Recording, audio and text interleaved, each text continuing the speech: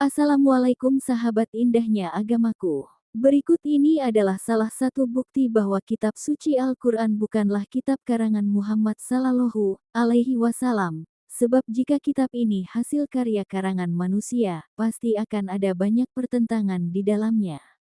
Allah berfirman dalam surah Al-Baqarah, ayat 2. Kitab Al-Quran ini tidak ada keraguan padanya, ia merupakan petunjuk bagi orang-orang yang bertakwa. Dan dalam surah An-Nisa, ayat 82. Maka tidakkah mereka menghayati, mendalami Al-Quran? Sekiranya Al-Quran itu bukan dari sisi Allah, pastilah mereka menemukan banyak hal yang bertentangan di dalamnya. Berikut ini adalah ayat Al-Quran yang ternyata mengandung sains di dalamnya.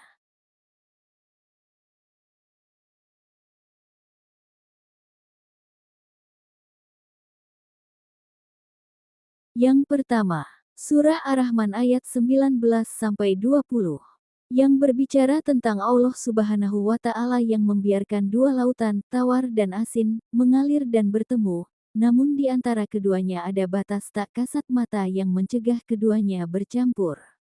Sebuah tanda kebesarannya yang menunjukkan keajaiban fisika alam semesta. Ayat-ayat ini menegaskan kekuasaan Allah dalam menciptakan batas alami yang memisahkan dua jenis air yang berbeda tersebut, seperti pertemuan air tawar sungai dengan air laut asin, yang tetap terpisah. Yang kedua, Surah Al-Anbiya ayat 33, yang menjelaskan kebesaran Allah Subhanahu wa Ta'ala sebagai pencipta malam, siang, matahari, dan bulan, di mana masing-masing beredar pada garis edarnya dengan teratur, menegaskan keselarasan alam semesta dan kekuasaannya. Ayat ini sering digunakan sebagai bukti ilmiah adanya sistem tata surya yang diatur secara presisi oleh Sang Pencipta. Ketiga, Surat An-Nahl ayat 15. Ayat ini menjelaskan nikmat Allah Subhanahu wa Ta'ala berupa penciptaan gunung yang kokoh agar bumi tidak goncang, sungai-sungai yang mengalir sebagai rezeki, serta jalan-jalan yang terbentang agar manusia mendapat petunjuk dan dapat menemukan arah tujuan hidupnya.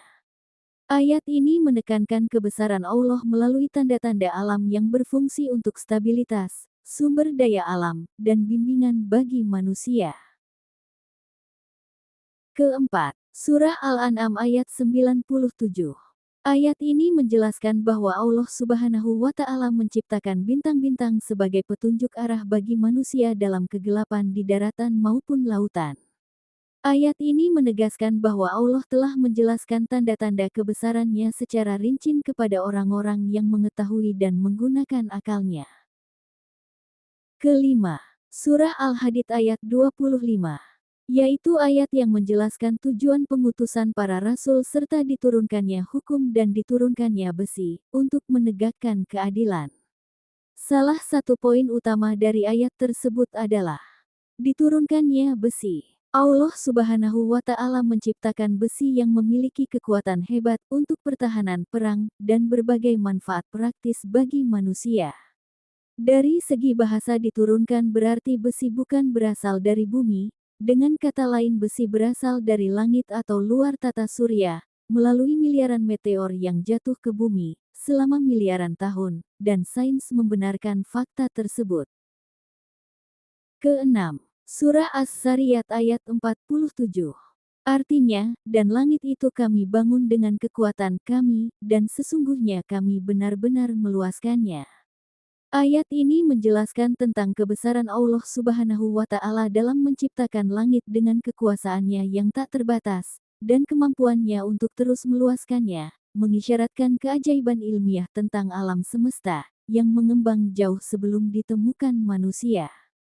Ayat ini menekankan bahwa Allah tidak hanya mampu mengazab, tetapi juga memiliki kekuasaan mutlak atas penciptaan, termasuk meluaskan jagat raya. Demikianlah sebagian kecil dari bukti mukjizat Al-Quran, yang amat luas ilmunya jika dikaji secara mendalam. Allah Subhanahu wa Ta'ala menegaskan dalam surah Fussilat ayat 53, bahwa Allah akan menunjukkan bukti-bukti kekuasaannya di alam semesta, dan dalam diri manusia sendiri, agar manusia menyadari bahwa Al-Quran adalah kebenaran mutlak.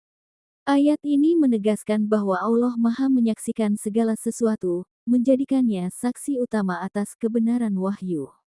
Poin-poin penting tafsir Fussilat ayat 53 yaitu 1. Tanda-tanda di alam semesta. Meliputi fenomena langit, bumi, pergantian siang malam, serta penciptaan tumbuhan dan makhluk hidup. 2. Tanda-tanda dalam diri sendiri. Meliputi struktur tubuh manusia, keajaiban penciptaan, dan keahlian yang ada dalam diri manusia. 3. Tujuan. Agar manusia yakin bahwa Al-Quran benar-benar diturunkan oleh Allah.